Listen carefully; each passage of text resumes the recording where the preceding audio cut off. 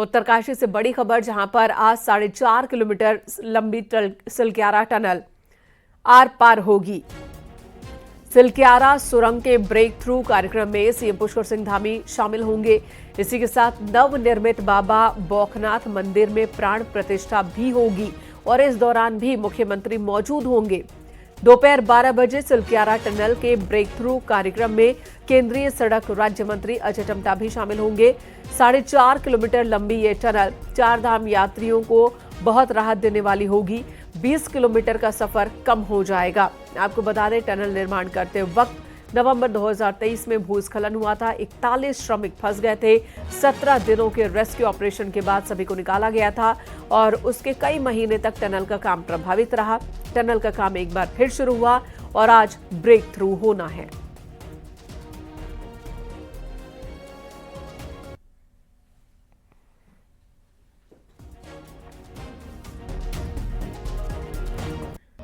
बलवीर परमार हमारे सहयोगी इस वक्त हमारे साथ सिलक्यारा से जुड़ चुके हैं। बलवीर, आपका रुख करते हैं, ये बताएं क्या तैयारी की गई है? बहुत ऐतिहासिक ये लम्हा होगा और मुख्यमंत्री भी मौजूद होंगे।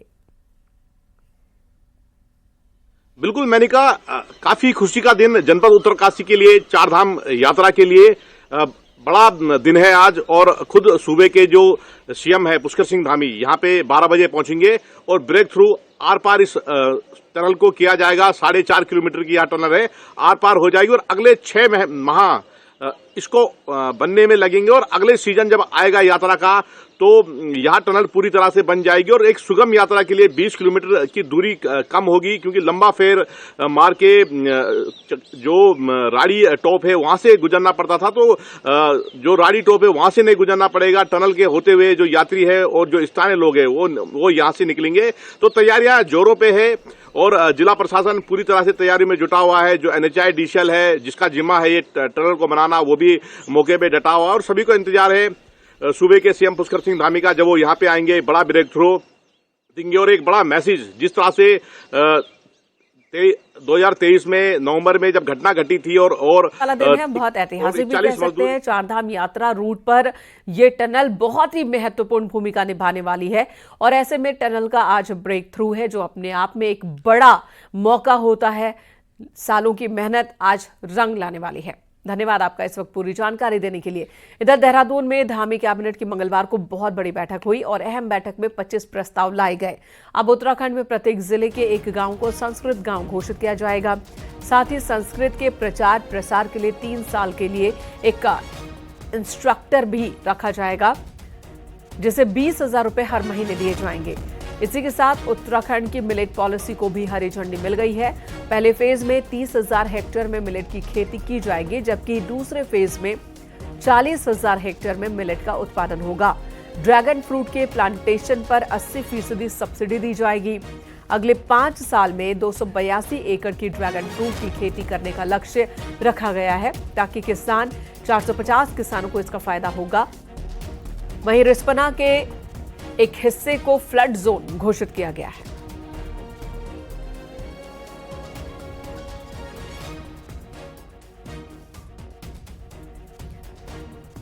पंचायत चुनाव की तैयारियों में जुटी बीजेपी अपने 2022 के विजन डॉक्यूमेंट यानी कि घोषणा पत्र का रिव्यू करने जा रही है।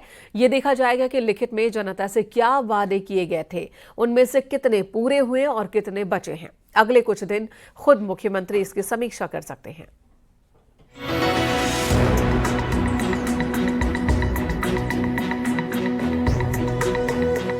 2022 के अपने घोषणा पत्र को लेकर बीजेपी का दावा है कि 3 साल में 80% वादों को पूरा कर लिया गया है और सिर्फ 20% ही बचे हैं।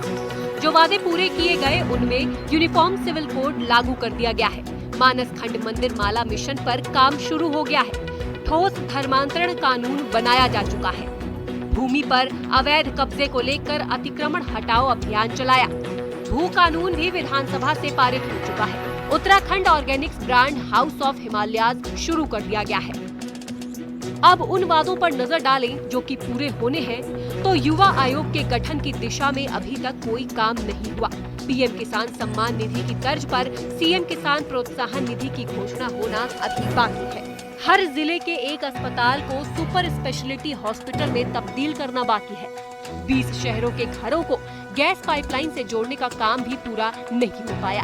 ट्रेनी बेरोजगार युवाओं को हर महीने 3,000 रुपए देने का वादा भी लंबित है।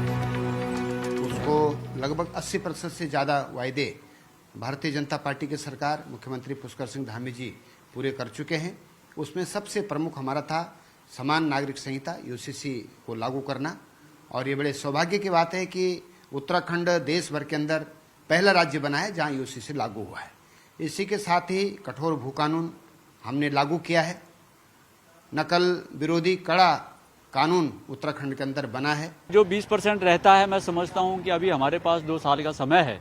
हम उससे बढ़कर जो है इसको पूरा करने का जो है मैं समझता हूं कि हमारे पास समय भी है, सामर्थ्य भी है। माननीय मुख्यमंत्री जी इस प्रकार लगातार जो है चीजों पर फोकस कर रहे हैं।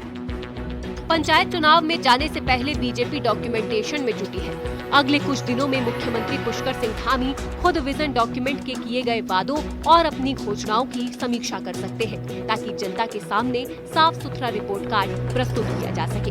देहरादून से न्यूज 18 के लिए सुनील नवप्रभात की रिपोर्ट।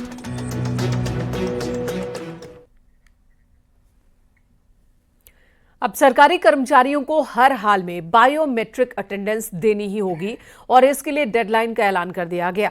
मुख्य सचिव आनंद वर्धन की ओर से आदेश जारी किया गया है और सभी विभागों को आदेश दिया गया है कि 1 मई से सभी कर्मचारियों की बायोमेट्रिक अटेंडेंस जरूरी है। सभी विभागों में इसे अनिवार्य किया गया है और हर हाल में इसे लागू करने के आदेश दिए गए हैं। शिकायतें मिली थी कि कई कर्मचारी ऑफिस नहीं आते और कुछ कर्मचारी आकर काम नहीं करते और ऐसे में अब सख्ती दिखाई जा रही है। सभी विभागों में इसे लागू करने के आदेश जारी कर दिए गए हैं।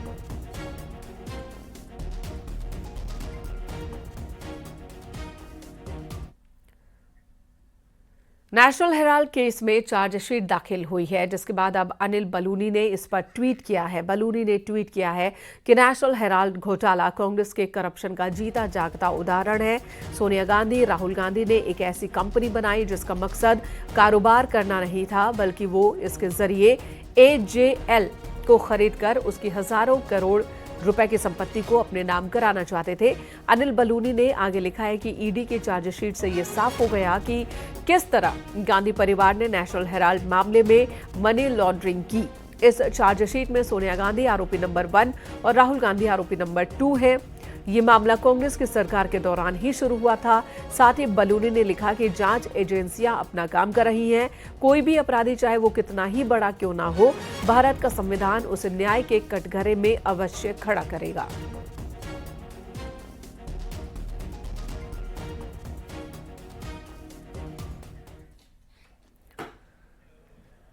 दो 2027 चुनाव से पहले पूर्व मुख्यमंत्री हरीश रावत गंगा के नाम पर गढ़वाल के जिलों के दौरे पर हैं। जहां कांग्रेस कमजोर है जिन जिन जगहों पर, वहां हरीश रावत जनता से मुलाकात करेंगे, कार्यकर्ताओं से मिलेंगे। मुखबा पहुंचकर हरीश रावत ने अपनी गंगा सम्मान यात्रा शुरू की। हरीश रावत की ये यात्रा 19 अप्रैल को ऋषिकेश में पूरी होगी। हरीश रावत इस यात्रा में 3 मुद्दों पर बात करेंगे: गंगा के हालात पर, दूसरी नमाज की छुट्टी वाले उनके ऐलान को लेकर जो बातें होती हैं उस पर, और तीसरा मुस्लिम यूनिवर्सिटी के अपने वायदे पर। उन्होंने कहा कि मैंने ऐसी कोई बात नहीं कही थी, लेकिन बीजेपी ने झूठा एजेंडा चलाया, उन्हें बदनाम किया गया। और तीसरी बात, हरिद्वार के अलावा अन्य जिलों में कांग्रेस को जनता का साथ क्यों नहीं मिल रहा है। इन मुद्दों पर भी अपने कार्यकर्ताओं के साथ, समर्थकों के साथ बातचीत करेंगे। झूठों के आधार पर 2 झूठ, एक जुम्मे की नमाज अदा करने की छुट्टी का झूठ और दूसरा झूठ मुस्लिम यूनिवर्सिटी बनाएगी। आज तक भी कोई प्रमाण उसके भाजपा नहीं दे पाई है। तो इस तरीके की झूठ की राजनीति का पर्दाफाश करना भी आवश्यक है। मैं जिन एरियाज में जा रहा हूँ, इन एरियाज में हमने अकूत काम किया विकास का, लेकिन उसके बावजूद भी हम कमजोर क्यों हैं? कि कांग्रेस ने हमेशा झूठे वायदे किए। और दूसरा, धामी सरकार ने कहा है, धामी जी ने कहा जिस चीज का शिलान्यास हम करेंगे उसका लोकार्पण भी हम करेंगे। मुझे याद है जब कांग्रेस की सरकार थी, पहले बहुड़ा जी सीएम थे, मुझे ध्यान है, आज हमारे साथ हैं, उनका पत्थर लगा। जब वो चले गए, दोबारा ये पत्थर उखाड़ के फिर हरीश रावत जी का पत्थर लगा दिया। तो सरकार में ये हुआ करता था, इसीलिए जनता ने उनको नकार दिया। धामी सरकार पिछले 1 महीने के अंदर तकरीबन 170 अवैध मदरसे सील कर चुकी है, जिसके विरोध में अब जमीयत उलेमाए हिंद ने सुप्रीम कोर्ट में जाने का ऐलान किया। इसी पर दिखाते हैं आपको ये रिपोर्ट।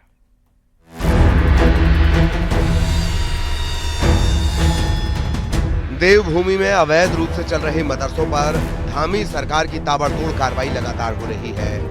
तो इस कार्रवाई के विरोध में मुस्लिम संगठन जमीयत उलेमाए हिंद अब सुप्रीम कोर्ट का दरवाजा खटखटाने जा रहा है। जमीयत का आरोप है कि सरकार जिसे अवैध मदरसा बता रही है वो मकतब है, यानी ऐसी जगह जहां मात्र आधे से 1 घंटे के लिए उर्दू, अरबिक और इस्लाम का धार्मिक ट्यूशन दिया जाता है। ऐसे में मकतब को अवैध मदरसा बताकर सील करना इस्लाम की धार्मिक शिक्षा पर हमला है। अपनी जो मेन लीडरशिप है जमीयत उलेमा हिंद की, उसके सदर हज़रत मौलाना सैयद अरशद मदनी साहब के नेतृत्व में स्टेट उत्तराखंड की तरफ से सुप्रीम कोर्ट जा रहे हैं इस मामले में कि जो मदारिस पर कार्रवाई हो रही है, इस सिलसिले में सुप्रीम कोर्ट जा रहे हैं और उसकी पूरी तैयारियां चल रही हैं। दूसरी तरफ कानून और इस्लामिक मामलों के जानकार भी अवैध मदरसों के नाम पर हो रही सरकारी कार्रवाई पर खुलकर सवाल उठा रहे हैं और इसे इस्लाम की धार्मिक शिक्षा पर हमला बता रहे हैं। उधर हल्द्वानी प्रशासन का कहना है कि अवैध मदरसों को चिन्हित करने के लिए पहले एक टीम बनाई गई थी, जिसने सर्वे में पाया कि हल्द्वानी में 18 ऐसे मदरसे थे जो बिना रजिस्ट्रेशन के अवैध रूप से चल रहे थे और सरकारी मानकों के विरुद्ध पाए गए थे। उन पर ही ये कार्रवाई की जा रही है। प्रशासन ने जो हल्द्वानी में जो कार्रवाई करी है उसमें इस बात की जांच नहीं करी गई है कि कुछ क्लासें ऐसी थी जो स्कूल की क्लास, बच्चे जो अपनी धार्मिक शिक्षा जो उन लोगों को देते थे वो 1 घंटे के लिए शाम की क्लासें चलती थी, उसमें यानी अरबी और उर्दू की ट्यूशन क्लासें चलाते थे, उनको भी बंद कर दिया है। एक हमारी टीम बनी थी जिसमें एसडीएम साहब, सीओ साहब और कुछ और हमारे अधिकारी थे, जिनके द्वारा सर्वे करके पाया गया है कि 18 ऐसे मदरसे हैं जो मान्यता प्राप्त नहीं है, पंजीकृत नहीं है, वैधता के मानकों के अंतर्गत नहीं आ रहे हैं। तो ऐसे सभी 18 पे कार्रवाई चल रही है। प्रशासन ने दावा किया है कि जिन भी मदरसों पर कार्रवाई की जा रही है वो पूरी तरह से अवैध हैं। अब ये मदरसे थे या मकतब, ये सुप्रीम कोर्ट में सुनवाई के बाद ही तय हो सकेगा। हल्द्वानी से न्यूज़ 18 के लिए शैलेंद्र नेगी की रिपोर्ट।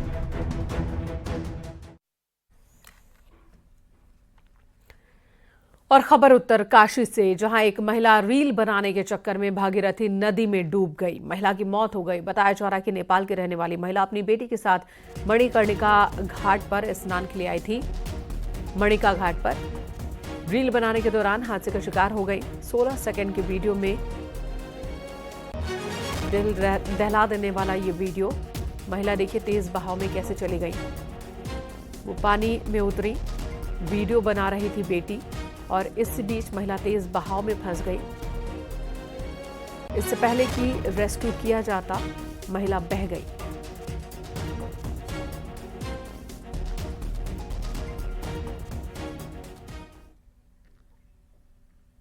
देहरादून के बिंदाल नदी से अतिक्रमण हटाने की तारीख तय हो गई है। सरकार ने हाई कोर्ट में बताया कि 30 जून 2025 तक बिंदाल नदी से अतिक्रमण हटा दिया जाएगा। और इसी के साथ नैनीताल हाई कोर्ट ने दून घाटी में चाल खाल, नदी नालों और जलमग्न भूमि में बिना नक्शे के स्वीकृत बन रहे सभी निर्माण को रोक दिया है। कोर्ट ने 2 रसूखदारों द्वारा ऐसे ही अतिक्रमण पर रिपोर्ट तलब की और पूछा कि किसने नक्शा स्वीकृत किया, इसकी रिपोर्ट भी पेश की जाए। वहीं अदालत ने दून घाटी में अतिक्रमण पर हो रही कार्रवाई पर भी रिपोर्ट तलब की है। कि राज्य सरकार द्वारा यह कथन किया गया है शपथ पत्र में कि बिंदाल नदी के ऊपर जो भी अतिक्रमण है उसको राज्य सरकार 30 जून 2025 तक हटा देगी। तो एक तो ये बात आज कोर्ट के ऑर्डर में आई है। दूसरा, कोर्ट ने एक स्टे ऑर्डर पास किया है आज कि जिन लोगों ने नदी नालों खालों में अपना कंस्ट्रक्शन जिनका चल रहा है और उसका कोई मानचित्र स्वीकृति नहीं है, विदाउट सैंक्शन प्लान चल रहा है, उसको इमीडिएटली स्टे किया जाएगा। एक के बदले 5, ये कोई लॉटरी की स्कीम नहीं बल्कि ये एक फंसाने वाली स्कीम है। जो फंस जाता है उसका निकलना नामुमकिन हो जाता है। कुछ समय पहले म्यांमार में ठगों के चंगुल से निकले देहरादून के लोगों ने पूछताछ में बड़ा खुलासा किया है। ये मामला है क्या, हम आपको दिखाते हैं इस रिपोर्ट में।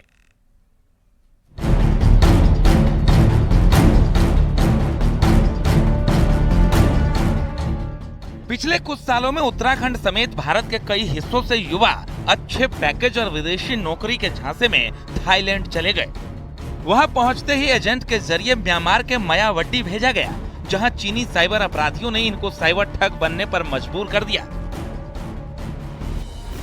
किस्मत से कुछ युवाओं ने अपने घरों में संपर्क साधा तो भारत सरकार के दखल के बाद 550 युवाओं को रेस्क्यू कराया गया, जिसमें 22 उत्तराखंड के युवा शामिल हैं। उत्तराखंड एसटीएफ ने इनसे पूछताछ की तो पता चला कि एक साइबर गुलाम को छोड़ने के एवज में या तो 50 लाख रुपए की फिरौती या फिर 5 नए युवाओं को लालच देकर साइबर ठगी के धंधे में उतरने को कहा जाता था। काफ़ी सारे लोग रेस्क्यू करके लगभग 550 लोग जो म्यांमार से इंडिया वापस लाए गए थे, उसमें 22 लोग उत्तराखंड के भी थे और उनसे डिटेल्ड पूछताछ दिल्ली में भी हुई थी और एजेंसीज के साथ में, और फिर उत्तराखंड में एसटीएफ में भी इनके साथ डिटेल्ड पूछताछ हुई है और इसमें कुछ लिंक हमें मिले भी थे। एसटीएफ इसे मानव तस्करी का भी मामला मानकर चल रही है और उन एजेंटों की तलाश में जुट गई है जिनके जरिए ये लोग म्यांमार तक पहुंचे थे। इन एजेंट्स का नेटवर्क न सिर्फ भारत में फैला है बल्कि अंतर्राष्ट्रीय गिरोहों से भी जुड़ा हो सकता है। टेलीग्राम एक चैनल के माध्यम से उनके संपर्क में आए थे और टेलीग्राम में ही इनको जो है थाईलैंड आने का टिकट प्रदान किया गया था, जिसके माध्यम से ये थाईलैंड गए थे।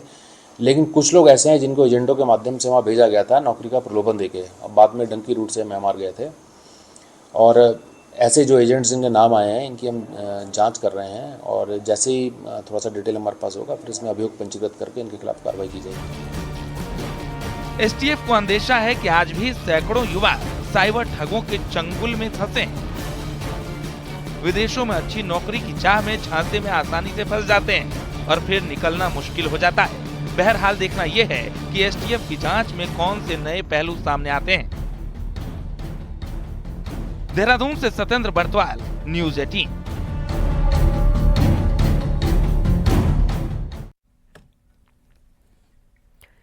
नैनीताल की बिगड़ी ट्रैफिक व्यवस्था से हाईकोर्ट भी सख्त है। कोर्ट ने शहर के अंदर उन गाड़ियों को प्रवेश देने की बात कही जो टोल टैक्स दे और इसी के साथ जनहित को देखते हुए नैनीताल शहर की सड़कों से वाहनों को हटाने के निर्देश जारी किए। पैदल चलने वालों को दिक्कतों का सामना न करना पड़े, इस पर कोर्ट ने सख्त दिखाई है। वहीं कोर्ट ने होटल एसोसिएशन नैनीताल को भी पक्षकार बनाया है। अदालत ने आईआईएम काशीपुर के विशेषज्ञों को कोर्ट में यातायात सुधार के लिए सुझाव देने के लिए बुलाया। सुनवाई के दौरान अदालत ने कहा कि कुल कितने होटल और उनमें कमरे कितने हैं, उसी हिसाब से सैलानियों को शहर में एंट्री पर काम किया जाए। के उच्च न्यायालय ने बोला कि जो रोड के किनारे गाड़ियां खड़ी रहती हैं वो पुलिस को उन पर कार्यवाही करनी चाहिए और जो लोग पैदल चलते हैं उनकी सहूलियत के लिए भी पेवमेंट टाइप की चीज़ों का पर सुझाव करने के लिए बोला है। सर्वप्रथम तो मैं उच्च न्यायालय के इस फैसले का स्वागत करता हूं, क्योंकि जो अव्यवस्था शहर में हो रही थी गाड़ियों के लगने से, पार्किंग की व्यवस्था जो बढ़िया कर रखी है, हटनी चाहिए गाड़ियां, क्योंकि इससे एक तो आम शहरी को चलने में बड़ी दिक्कत हो रही है। दाएं बाएं इधर उधर सब गाड़ियां खड़ी हो रही हैं। टैक्स नहीं लगना चाहिए और अगर लगना भी है तो नॉमिनल होना चाहिए ताकि मतलब सरकार भी ठीक से चले और इतना इम्पैक्ट भी ना हो। देखिए, हाईकोर्ट का जो भी आदेश है उसका हम लोग सम्मान करते हैं और हाईकोर्ट ने आज हमको इस पीआईएल में पार्टी बनाया है, जिससे हम अपनी बात हाईकोर्ट के समक्ष रख पाएंगे। चारधाम यात्रा से ठीक पहले घोड़ा खच्चरों में एक्वाइन इन्फ्लुएंजा वायरस के मामले सामने आने लगे हैं और पशुपालन विभाग अलर्ट है। ये वायरस घोड़ों को कोरोना वायरस की तरह संक्रमित करता है। संक्रमित जानवरों में बुखार, खांसी, नाक बहना और थकान जैसे लक्षण दिखाई देते हैं। रुद्रप्रयाग, उत्तरकाशी जैसे जिलों में अब तक 50 से ज्यादा घोड़े इस वायरस की चपेट में आ चुके हैं। हालांकि राहत की बात यह है कि एक्वाइन इन्फ्लुएंजा इंसानों को संक्रमित नहीं करता। पशुपालन विभाग ने एहतियात के तौर पर अब तक 8,000 से ज्यादा घोड़ों की सैंपलिंग की है, जिनमें से 50 घोड़े पॉजिटिव पाए गए। उन्हें होम क्वारंटाइन किया गया है। ये स्प्रेड नहीं होती है, सिर्फ घोड़ों में ही रहती है, बट इसके लिए हमने भारी व्यवस्था किया है केदारनाथ में और यमुनोत्री में, क्योंकि 2010 में एक बार आई थी तो पूरा एक सप्ताह वहाँ पर यात्रा बंद करनी पड़ी, घोड़ों की यात्रा बंद करनी पड़ी। इस बार उस टाइप की सिचुएशन को देखते हुए हमने क्वारंटाइन सेंटर्स बनाया गया है।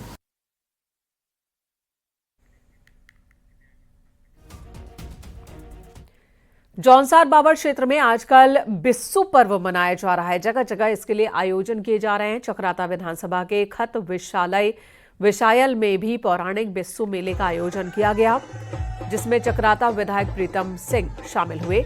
इस दौरान प्रीतम सिंह ने मेले में मौजूद लोगों के साथ हारोल नृत्य भी किया।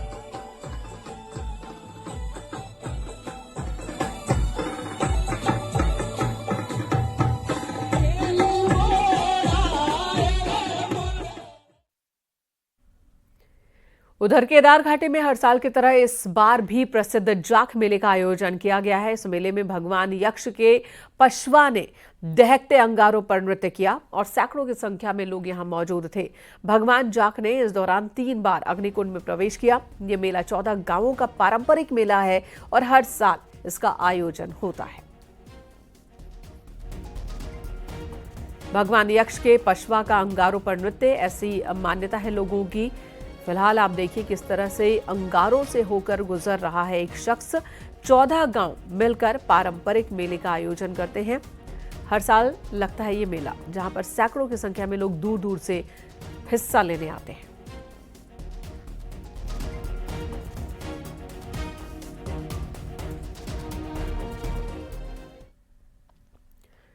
उत्तराखंड में मौसम एक बार फिर से करवट लेने वाला है। प्रदेश भर में मौसम विज्ञान केंद्र की ओर से बारिश और का पूर्वानुमान जताया गया है।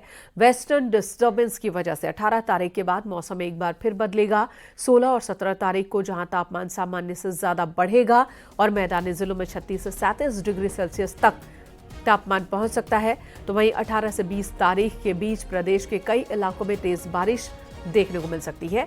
3000 मीटर से ऊंचाई वाले इलाकों में मौसम विज्ञान केंद्र ने बर्फबारी का अलर्ट भी जारी किया है।